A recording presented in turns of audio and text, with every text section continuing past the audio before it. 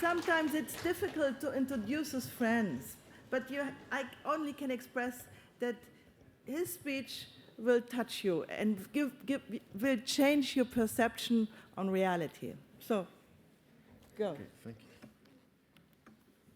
you. All right. So, welcome everyone.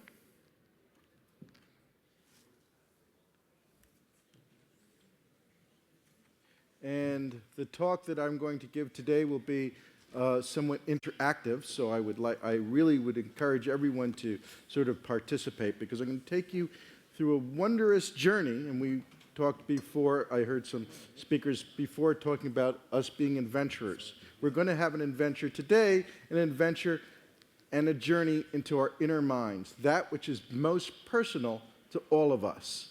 What's up here, our private dialogue. And it's been really inspiring the last 2 days to hear some of the talks from some truly exceptionally gifted and innovative speakers and achievers who really have the means to transform this planet in a qualitatively meaningful way. But sometimes they face difficulties. It's hard to transform. And one of the reasons it's hard to transform is the fact that some people's belief systems may be fixed. And so it's a little bit about changing belief systems. And how do we get people to open up? One of the things that we will be looking at here are visual illusions. I enjoy visual illusions, and I explore visual illusions as a cognitive neuroscience because because illusions are a very nice window into perception, because they can reveal the hidden constraints of the perceptual system in a way that normal perceptual processes do not. So, is everyone ready to have their perceptions fooled and to be tricked? And by the way, this is not an intelligence test. It doesn't matter how smart you are. It doesn't matter your gender. It doesn't matter where you're from. It doesn't matter your background. It doesn't matter your artistic ability, your analytical ability. You will be fooled by some of the things that I will show you.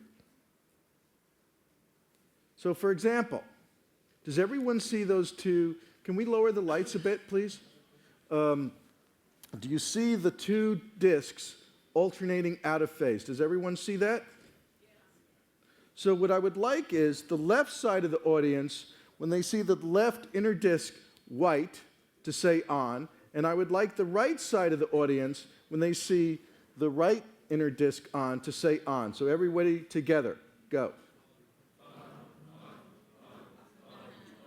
Now, it's rather interesting here because everyone has the same input, that it appears to be out of sync, but for some reason, when we split the audience like this, they're all in sync. So this is your perception. Things are not always, one of the things I'm going to try to put across today is things are not always black and white, and also things are not always on or off. The reality of the situation is this. They're in phase. Now, again, let's try some perception versus reality. On the left side, you see a rather dark block. On the right side, you see a lighter block. Now, if you take your finger like this, hold it up, and cover the middle section. If you cover the middle section where they come together, you will see that the two blocks are identical. Does everyone see that? Now remove your finger, and you'll see that they're dissimilar.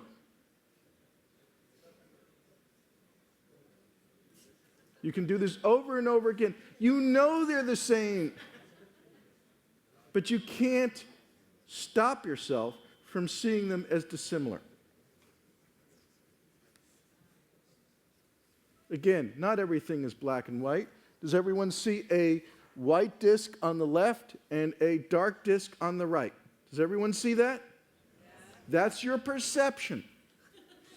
The reality is this. They are equal.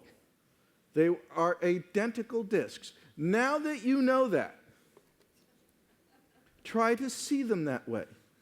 Use all that mental energy. I mean, this is a very bright group.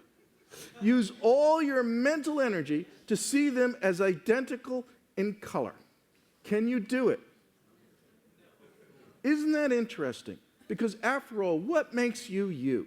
If there's anything that's really personal to you, it's that inner mind, that inner voice that you have, that ability that you have to separate truth from falsehood. Here you know that you're being tricked. You actually know 100% you're being tricked, but you can't stop it. You can't override it. For example, look at the cross in the bottom left, and you see the motion of the two blocks, the yellow block and the blue block. Do they look like they're sort of zigzagging across? Does everyone see that? That's your perception. What is the reality?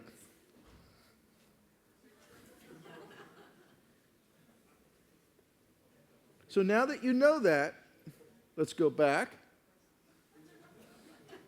So it's interesting that you have a perception of something, and you have and there's a reality of something. Here, perception against something as possible. This is an actual physical object, and you know that a glass fluorescent straight tube can't actually pass around two perpendicular holes like that, but there it is. So what here is the perception. Wait a minute. Here's this perception versus the reality. What I've done here is I've looped the film so that you can see the true shape of the nuts. And you can see and watch as it rotates back, how quickly your perception switches. Now here, what I've done is purposely loop the film so you can get the successive experience and see it over and over again. Now watch as it rotates back, how quickly it snaps into place.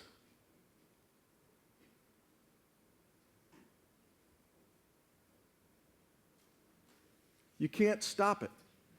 You know what's going on, but you can't stop it.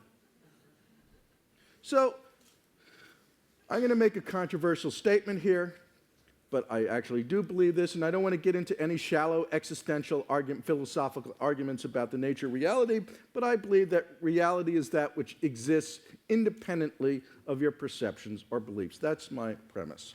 And your perception may be aligned with reality, and then it may not be, and you wouldn't know. So, for example, this is an illusion. Do you know what the illusion is? You don't know. You're being tricked here. This is a very robust illusion. But you don't know what's going on here. You wouldn't know that you were being tricked before when I showed the white disc versus the black disc unless I told you you were until I made you aware. I'm not going to tell you what the illusion is here. So you will be fooled, and you'll never know why you were fooled. But the point is that you can be fooled and not know it. Now, magicians are trained to fool us. So what happens when we know we're going to be fooled, and we specifically address our attention of how they're going to try to trick us? Now, I know we go to a magic show and we enjoy it. In this particular case, I'm going to show you a card magician who's going to do a card trick, and I want you to specifically try to catch how he does this trick. All right? So, in other words, try to ruin the trick. If you know how it's being done or you see anything, just be quiet and don't spoil it for the rest, but watch this and actually try to see how he does it. Hi, I'm Richard, this is Sarah, and we're going to perform the amazing colour-changing card trick with this blue-backed deck of cards. Now the idea is very simple. I'm just going to spread the cards in front of Sarah and ask her to push any card towards the camera. Okay, let's see. I'm going to go for this card here. Okay. Now Sarah could have selected any card at all from the deck, but she selected the card which is now face down on the table. And what I'm going to ask her to do is show us which card she selected. Right, so the card that I chose was in fact the 3 of diamonds. The 3 of diamonds, okay, an excellent choice. That card goes back into the deck. Now I'm just going to spread the cards face up on the table. Give a little click of the fingers, and you'll see that Sarah's card here has now got a blue back. Not particularly surprising, what's slightly more surprising is all of the other cards. How many of you spotted how he did the trick? Red backs. And that is the amazing. How many of you spotted anything card else? All right, this is actually not about the card trick. We're going to watch this and see what you missed. He changed the color of his shirt. She changed the color of her shirt. They changed the color of the tablecloth and the background. So now let's watch this video again from another angle, showing you exactly what you missed. Hi, I'm Richard, this is Sarah, and we're going to perform the amazing colour-changing card trick with this blue-backed deck of cards. Now the idea is very simple. I'm just going to spread the cards in front of Sarah and ask her to push any card towards the camera. Right, okay, let's see. I'm going to go for this card here. Okay.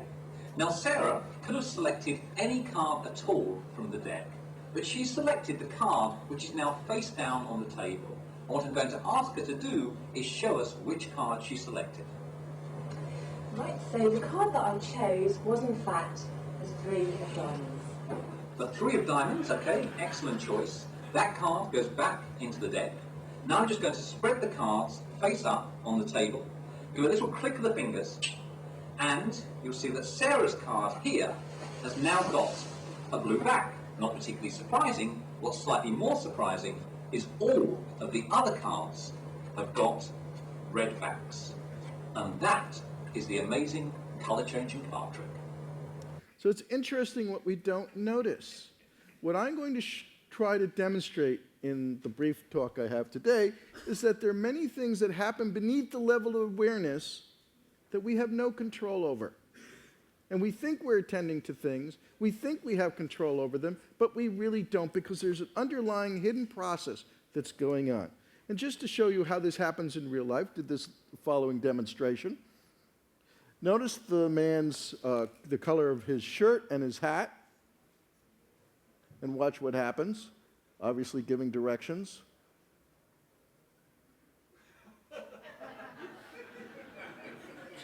Now, it's been demonstrated that if you change ethnicity, even gender, hair color, they still don't notice. Now, that's rather interesting, don't you think? Because the brain throws it out. It looks for the meaning of the scene, and the other details are not as important. It throws out most of the information. Now, the interesting thing is there's a commonality. That although we all have the same underlying perceptual system, we often have different beliefs. So actually, what's interesting here is the commonality. It doesn't matter if you're from a lost tribe in the Amazon, or from Gaza, or from Israel, or from Japan, or an Inuit, or from Russia, or from America. We all have the same underlying perceptual system. But interestingly enough, we start diverging and having different belief systems. So what I wanted to find out is, why is that? And how could this be helpful to us in understanding other people and transforming this planet? So as we know, there are unfortunate consequences of some of these differing belief systems, not only in war, but in relationships and politics and so forth. So in perception, our perceptual system, which has been laid down by millions of years of evolution, is a wonderful organizational framework for allowing you to interact with our world. It allows you to navigate, to walk through it, to grasp an object, to see objects that are closer to you or further away, to assign whether you're in a friendly scene or a hostile scene. And then it also has a framework for what is the meaning of the overall world you're in. They're all perceptual frameworks. So there are actually 3 perceptual frameworks which actually operate in very similar ways. So the first framework, the lowest level perceptual framework, is what is the basic, what are you looking at? What is the scene?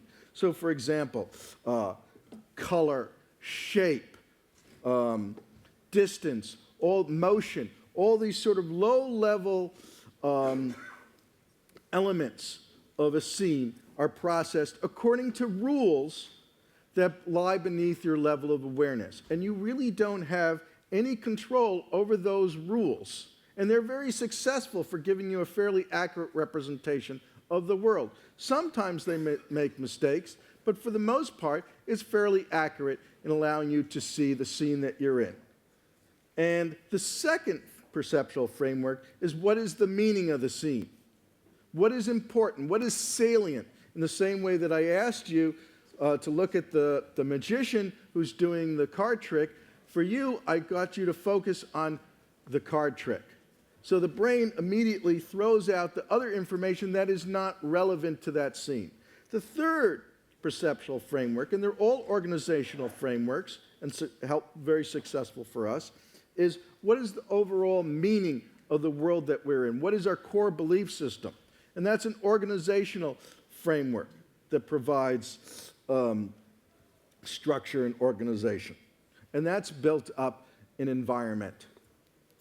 But the first two frameworks are more hardwired. So, as I say, there's a commonality of those organizational frameworks. One, they're all rule-based and context-dependent. Two, the rules operate beneath your level of awareness. Three, you have no mental control over those rules. And four, the goal of your perceptual system is to remove the ambiguity in the information that comes to you to support the organizational framework that's laid down. So, for example, to show you how easy it is to tip the perceptual system, here I have this demonstration of two silhouettes, two horses. They're identical. All I do is add a single line. Now, do the two horses appear to be facing in two different directions? But all I've added is a single line. But that's enough to push your perceptual system over and bias it in a different direction. Here's an ambiguous situation. For example, these two balls, note the path of the two balls. What do they appear to be doing? Crossing. Does everyone see that? But it's actually ambiguous because they could be perceived as bouncing.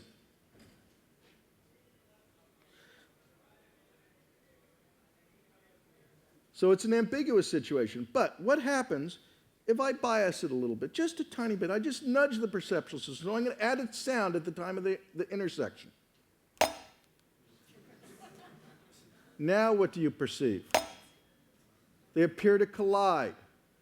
It's the same visual image before. So I have allowed a sound to influence your perception of what you're seeing.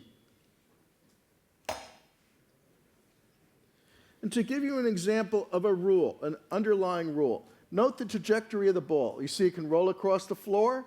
It can bounce across the floor. Here it's without a shadow. And here it can rise above the floor. The trajectory appears to be quite different. But in fact, the only thing that's different here is the shadow. Does everyone see that? And if you want to cover up the shadow with your hand, you can see that the trajectory of the ball is identical in all cases. And when you remove the shadow, it's ambiguous.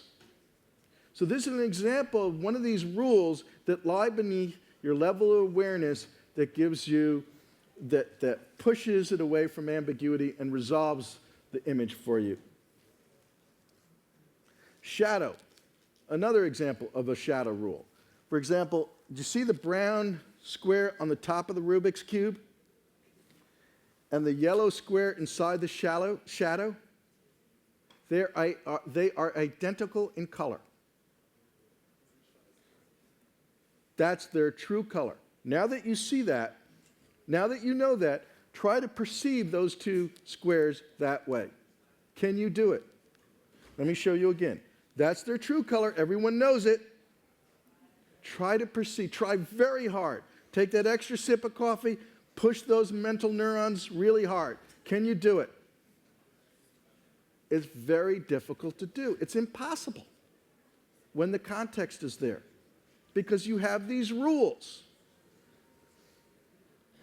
Here's an impossible crate. You know it's impossible. You see the beam starts from the back, goes in front of the front to the back. A box that would have been constructed by M.C. Escher. But there it is. Your brain doesn't reject it,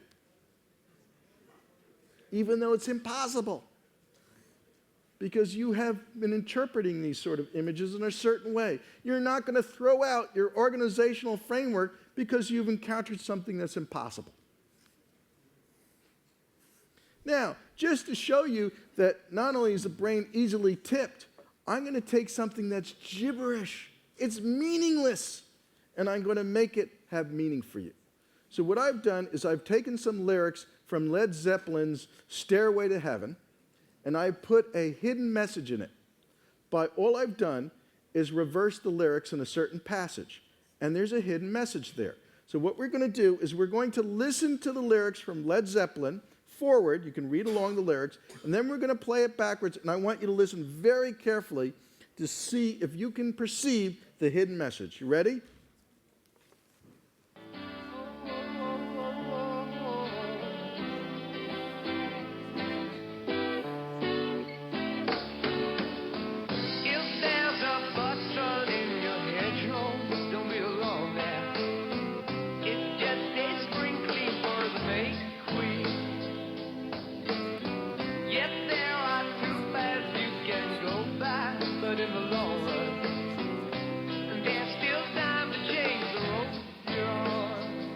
Okay, now we're going to play those same lyrics backwards.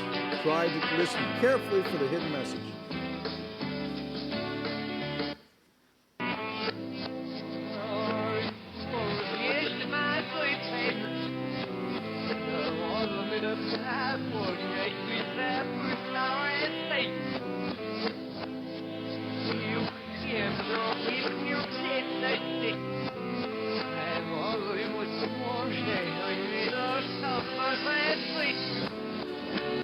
Okay, by a show of hands, how many people understood those lyrics clear as a bell? I don't see a single hand. Not a single. It was gibberish, wasn't it? It was totally meaningless. You couldn't understand anything. It was gibberish. There was no hidden lyrics there, or were there? I'm going to play the same thing again, but this time we're going to read the lyrics, and I'm going to push your perceptual system to hear something that isn't even there. But you have to read the lyrics.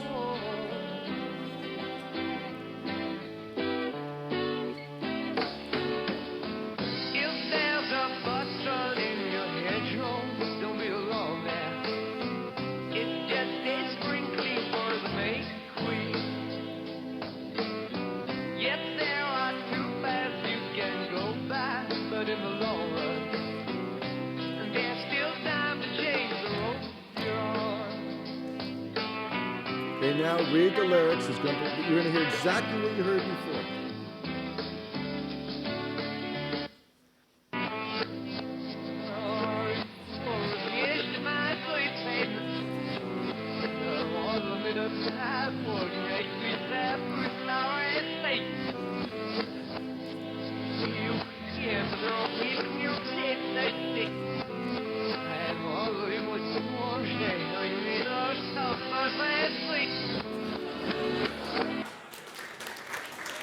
Now, by a show of hands, how many now heard that hidden message? Wow, it's quite a change. Isn't that interesting? You heard exactly what you heard before. Now, interestingly, if I didn't show the lyrics on the screen, but I handed this side a set of lyrics, the middle section a different set of lyrics, and this side a different set of lyrics, I would play identical things, but all three of you would hear three different sets of lyrics. And you could argue back and forth about what you heard, even though you had the same input. So it's very interesting how we can tip that perceptual system. And to show you I can do this for anything, during the 40th anniversary of the moon landing, I was asked to give a talk at NASA Ames. And I asked them, it's the 40th anniversary of the moon landing, but I haven't heard anything about the hidden message in Neil Armstrong's moon landing statement. They go, what hidden message? I said, Come on, you're the guys that got him to the moon. And I know there's a hidden message. They said, what are you talking about? I said, you don't know about the hidden message? If you play Neil Armstrong backwards, there's a hidden message. So what are you talking about? So I premiered this for all the NASA engineers on the 40th anniversary. It's just backwards. One small step for man, one giant leap for mankind. Never let it fall. Never let it fall. Never let it fall. You didn't know that. I just don't know why that didn't get greater press coverage. So it's important to have context. And one of the things I'm passionate about is education. And the most important and essential element of information is context. And without the proper context or putting something in an improper context, you can tip that person in various ways. And in education, just to show you how something can be easily tipped. This is a real homework assignment that was handed in from a teacher who asked her 6th grade class, what do you want to be when you grow up? So this child wrote this, or handed this in. This is actual. Do you see what it says? When I grow up, I want to be like mommy. What is mommy? A pole dancer. You see all the guys with the money and the mom on the raised platform? Can you imagine the teacher getting this? Now, let me remember what I said about the importance of context. Let me read you the letter from the parent to the teacher. Dear Miss Jones, I wish to clarify that I am not now, nor have I ever been, an exotic dancer. I work at Home Depot, and I told my daughter how hectic it was last week before the blizzard hit. I told her that we had sold out every single shovel we had, and then I found one more in the back room, and that several people were fighting over who would get it. Her picture doesn't show me dancing around a pole. It's supposed to depict me selling the last snow shovel at Home Depot. From now on, I will remember to check her homework more. And if you go back, you can see. So context is everything. Priming by experience. So what do you see here? It's actually dolphins. But most people over the age of 8 see an erotic couple. But I want to get to really the crux of my argument, that perhaps your own worldview is preventing you from seeing, recognizing, and internalizing some ideas that fall outside of your own worldview, or could be interpreted differently by others from the way you know them to be true. So once we have a mental organizational framework in place, our brains unconsciously prefer to map or twist any inconsistencies or falsehoods in a supportive way. So, as I said before, there's a search for meaning. Another great organizer for our world is our core belief system. And this starts to develop through education at about 8 years of age. And the core beliefs could be religious or magical thinking, political views, close relationships, militarism or pacifism, ethnic stereotypes, conspiracy theories, and so on. I'm not talking about whether you buy a Toyota versus a Honda or something like that. I'm talking about core beliefs. A magical thinker versus a non-magical thinker. They both can grasp a glass. They can both see close and far, but they map the world very differently. They're in a situation, the magical thinker versus the non-magical thinker walks down the street together, but they interpret the world very differently. They have the framework in place, but for the magical thinker, everything has a reason, everything has a place, it's there for a reason, and so forth. The non-magical thinker maps the same input in a very different way, and they're both supportive of each other's organizational framework. For example, in Haiti, a child is pulled out of the rubble. The religious thinker says, thank God. How wonderful God came in and with a miracle saved this one child. The non-magical thinker says, well, what about all the rest?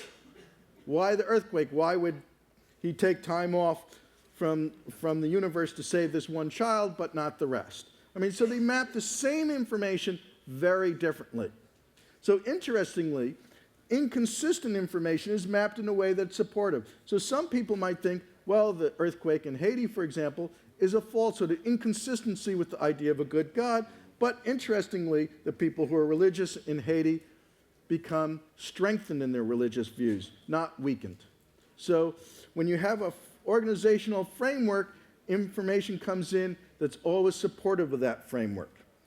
And I want to reemphasize this point because I think it's important, because it emboldens the opposition. When we argue with someone who's a core believer, they become strengthened, not weakened, because the brain takes that information and subconsciously twists it in a way that's supportive of their framework. Because it's more important for your perceptual system to keep an organizational framework rather than to throw it out when faced with an inconsistency.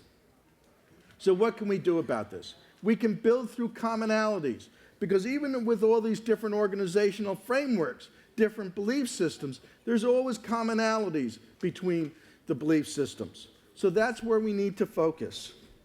So what are commonalities with people? Food, water, health, shelter, I can go on, dignity, opportunity, etc. These are the areas to start focusing on with people with different belief systems, to understand how they map the world, and what gets us a better understanding, and that's where we can build trust. So build understanding to try to understand how they map the world, which may be different from how we are mapping the world, how it's supporting of their system.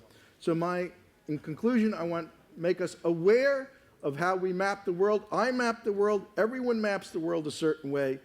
I don't want you to be cynical or unduly suspicious, but just be more aware of it so that we can understand other people and transform this world in a qualitatively positive and meaningful way. Thank you very much.